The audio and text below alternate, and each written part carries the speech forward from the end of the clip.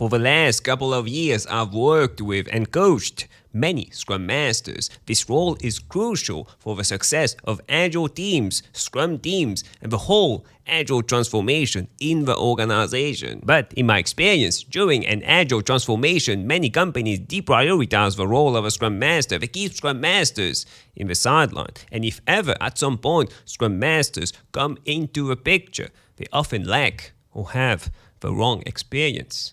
Companies expect that a person with a professional Scrum Master certificate, PSM1, $150, they expect that this person with a certificate alone can be a good Scrum Master.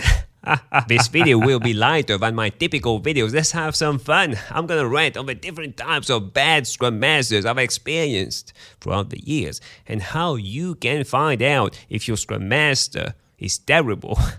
Number 1, the order giver, Scrum Master. A Scrum Master that tells the team what to do, how to do it, who does it, and by when to do it. Setting deadlines for the team, preventing the team from being self-organized and self-managed. You see, during an Agile transformation, when implementing Agile, Scrum management, they feel this loss of control. And to regain this control, or at least attempt to regain this control, they place someone, a Scrum Master, who will manage the team, drive the team. Usually they convert a project manager, a delivery manager, or a department manager to the role of a Scrum Master so that this person can manage the team.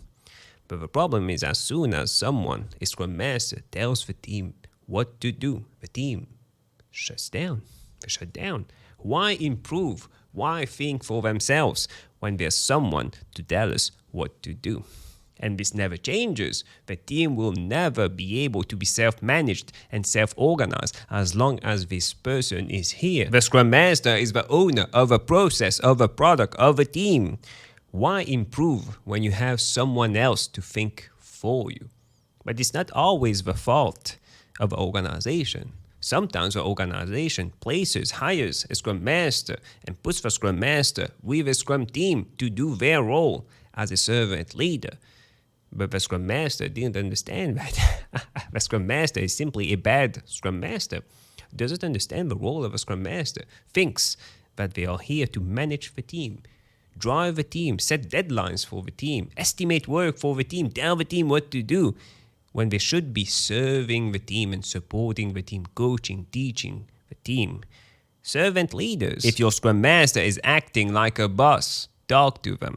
Tell them that they are preventing the team from being self-managed. Let the team be self-managed. Talk to them, and I'm sure that they will understand. The second type of bad Scrum Master is the soft Scrum Master. A Scrum Master should be protecting the team, protecting developers from stakeholders, and sometimes even from the product owner.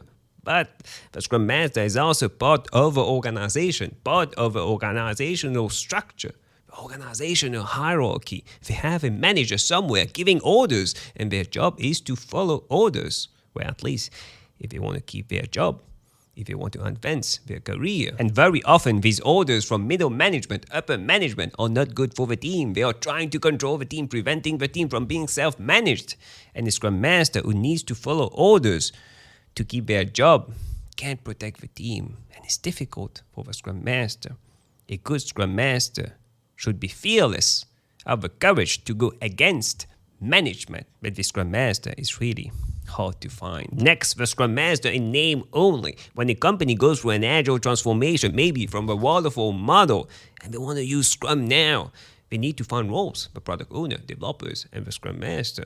The product owner is easy. They can just find someone who knows the product really well. Developers, they should already have developers. But the Scrum Master, they realize that there's no Scrum Master. So they go the easy route. They convert existing people in the team, project managers, delivery managers, managers somewhere, to Scrum Masters. As long as you can spell Scrum Master, you can be a Scrum Master.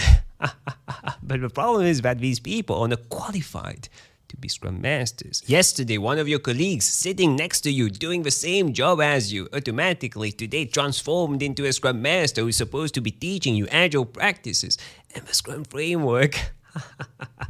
A bad Scrum Master or someone who is not qualified to be a Scrum Master can do a lot of harm to the team. Yes, I know there's certifications that you can do, trainings that you can do, but what about experience? What about experience? Most of the job of a Scrum Master, nothing to do with Agile or Scrum. It's all about soft skills that take decades to put into practice, to learn, to improve. You can't just put someone here that read the 14 pages of a Scrum guide and expect that this person will be a good Scrum Master. Let's not kid ourselves. A bad Scrum Master leads to bad Scrum, moving the team backwards instead of forward in their Agile journey. And it can get even worse if the person, the Scrum Master, believes that what he is or she is doing is right when it's wrong, when it's very wrong. When the person starts preventing the team from being self-managed, telling the team what to do, how to do it, when to do it, who does it, setting deadlines for the team, just listening to managers and conveying this information to the team. That's not good, and it can do a lot of harm to the team. Preventing the team from being self-managed leads to bad Scrum. What I usually suggest doing is hiring Agile coaches. You can convert people, project managers in the organization. You can do that, but please hire Agile coaches who will pair with these people constantly, continuously, for months. Work with these people until these people become good Scrum Masters. And it will take a lot of time, a lot of effort, but at the end of the day, you're sure to get a pretty good Scrum Master. Next is the output-loving Scrum Master. Getting good at delivering output is not the goal of Scrum. Scrum is all about frequent and early releases, incremental releases each and every sprint to get feedback from customers so that we can build something that we want to use, love using. But most companies, they go into this Agile transformation, or they use Scrum because they heard somewhere that it would be cheaper and faster. So they rename the Scrum Master as the Master of Output. An output-loving Scrum Master, a Scrum Master that focuses on output only, will deliver on time, and it will be cheap, within budget. But customers don't care about on time or within budget. Customers care about the product. The Scrum Master is not focusing on what the customers want or need. They're focusing on output, delivery, and keeping it cheap. No one cares about that. The goal should be the customer. The priority should be the customer. Getting good at outputs before getting good at outcomes is backwards. When the Scrum Master coaches the team and guides the team towards outcome-driven output, magic happens. And the last bad Scrum Master is the technical Scrum Master. I'm not saying here that a Scrum Master shouldn't be technical. No, it helps. A Scrum Master can be technical. But a lot of Scrum Masters never leave this role behind, this technical role. When you are a Scrum Master, you are 100% no longer a developer. You are now a Scrum Master.